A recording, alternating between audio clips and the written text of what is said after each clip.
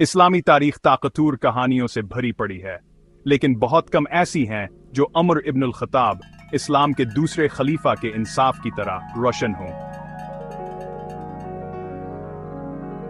वो सिर्फ महल में बैठने वाले हुक्मरान नहीं थे, वो रातों को गलियों में घूमते थे, चुपचाप लोगों का हाल मालूम करते थे, ये यकीनी बनाते थे कि कोई भी पीछे ना रह जाए।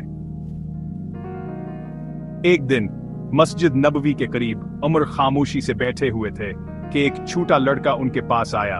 उसकी आंखों से आंसू बह रहे थे।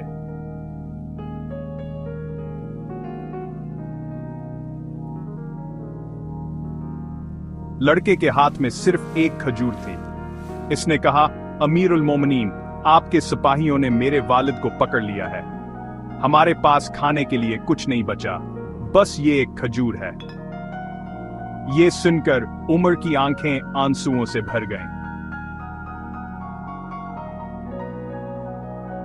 उन्होंने नरमी से बच्चे के हाथ से खजूर ली, बैतुल माल से कुछ दरहम निकाले और अपने खादम की तरफ मुड़े।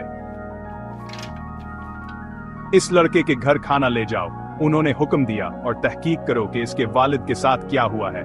अगर वो बेकसूर है तो उसे फौरन रहा कर दो।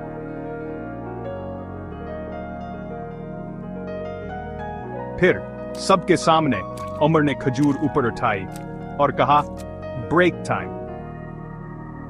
अगर एक खजूर भी नाइंसाफी की अलामत बन जाए तो उमर के लिए जमीन और आसमान के दरमियान कोई पनाह नहीं। ये वो इंसाफ था जिसके लिए उमर खड़े थे, जहां छोटी सी गलती भी मुल्क के सबसे ताकतवर आदमी के जमीर को हिला सकती थी।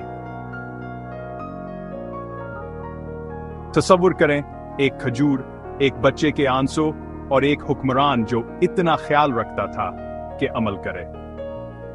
ये खिलाफत राशिदा का पैगाम है। हकीकी इंसाफ का मतलब हर सतह पर एहतसाब है, चाहे आप किसी कौम की क़यादत कर रहे हों, एक खानदान की, या सिर्फ अपनी जात की। आज मैं खुद से और आपसे कहता हूं कि इस इंसाफ के जज्बे को अपने घरों, अपने काम की जगहों और अपनी रोजमर्रा की जिंदगियों में लाएं। ब्रेक टाइम पॉइंट 5, क्योंकि यही उमर इब्न अल खत्ताब की हकीकी विरासत है, एक ऐसी दुनिया जहां एक खजूर भी अहमियत रखती है।